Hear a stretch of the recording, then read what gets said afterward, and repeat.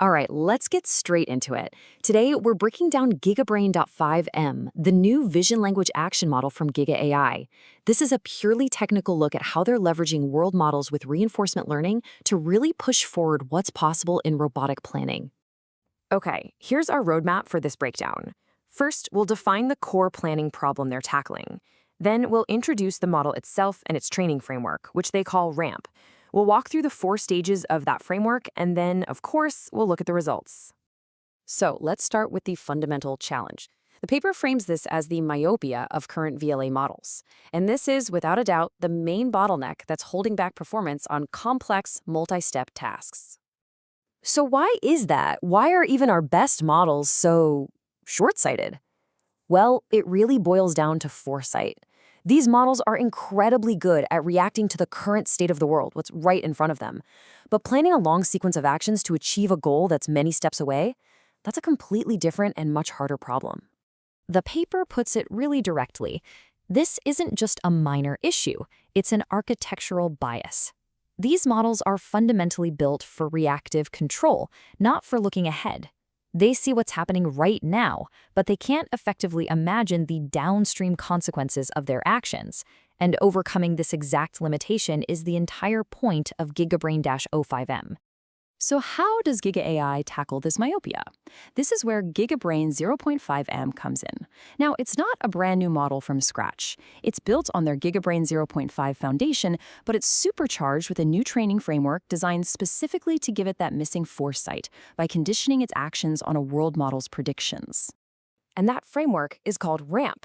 So what is RAMP? At its heart, it's a way to teach the policy to look beyond just the current camera feed.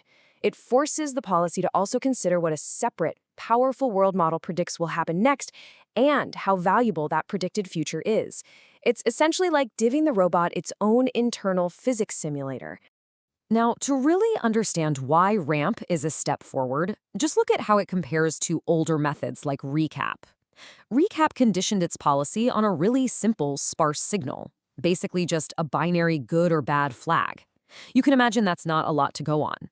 RAMP, on the other hand, gives the policy this incredibly rich signal, predicted future video frames, and a detailed value estimate. The information game here is just massive. So how does this all come together? The RAMP pipeline is a closed-loop system, and the key thing to get here is that this is not a one-shot training process. It's an iterative, 4-stage cycle that's designed for continuous self-improvement. This diagram from the paper gives you the perfect bird's-eye view of the whole thing. You can see the cycle really clearly. You pre-train, you deploy the policy to collect new data, and then you use that new data to refine everything, both the policy and the world model. This feedback loop is the engine of self-improvement. All right, let's break down each of these 4 stages one by one, starting with the very foundation of the system, the world model. Stage 1 is all about building that predictive engine. The world model is pre-trained on a massive dataset. We're talking more than 10,000 hours of robotic manipulation data.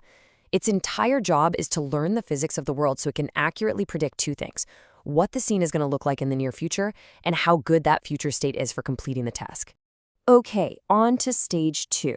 Now that we have the world model, the base policy, GigaBrain 0.5, is taught to actually listen to it. It's fine-tuned to take the world model's predictions as extra, auxiliary inputs. So think of it as getting snippets of imagined video frames and a score of how good that future looks, which forces the policy to plan ahead. Stage 3 is where this thing meets the real world. The new, conditioned policy is deployed on actual robots. But, and this is crucial, it's done with human-in-the-loop rollouts, or HILR. This means human operators can intervene and correct mistakes, which generates incredibly valuable data on failure modes, which is often just as important as the successes. And finally, Stage 4 closes the loop. All that new data from the real-world rollouts, both the successes and those human corrections, gets fed back into the training pipeline. This new data is used to update both the world model and the policy, so the whole system starts the cycle again, but just a little bit smarter. So that's the elegant 4-stage loop, but the only thing that really matters is, does it actually work? Let's dig into the performance results and see what impact this really has. The numbers are pretty impressive. The paper reports about a 30% performance jump. And Importantly, this isn't on simple tasks. This is on those really challenging, long horizon problems that myopic models always struggle with. Things like folding laundry or a multi-step sequence like making espresso. And we're not just looking at internal metrics here. An intermediate version of the GigaBrain 0.5 foundation model has already hit #1 on the public Robo-Challenge benchmark. So we know the underlying model is already at the state of the art across a whole range of tasks. This comparison really says it all. On the left, you've got a simple, reactive pick-and-place task. A lot of models can do that. But on the right, you have a complex, two-armed manipulation task on a deformable object. That is a whole different level of difficulty, and it's exactly where the foresight from RAMP pays off. Now, this visualization is fantastic because it's like a window into the model's thinking. Just watch the graph at the bottom. The robot's folding the towel, and the predicted value is high. Then an obstacle is introduced. Watch the value immediately plummet.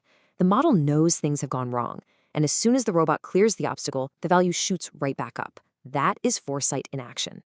So to just quickly summarize the key demonstrated capabilities, it's pretty much exactly what you'd hope for. We're seeing reliable executions over long horizons, it can handle complex sequences, it's much better at manipulating things like cloth, and it's showing robust adaptation across different tasks. The paper wraps up by looking ahead, and it leaves us with this really critical question for the whole field. They've built this powerful self-improvement loop with RAMP, but it still depends on that human-in-the-loop data. So the next frontier, the final hurdle, might just be this. Can we build systems that autonomously curate their own training data? Can we create an AI that can truly teach itself with no human intervention at all?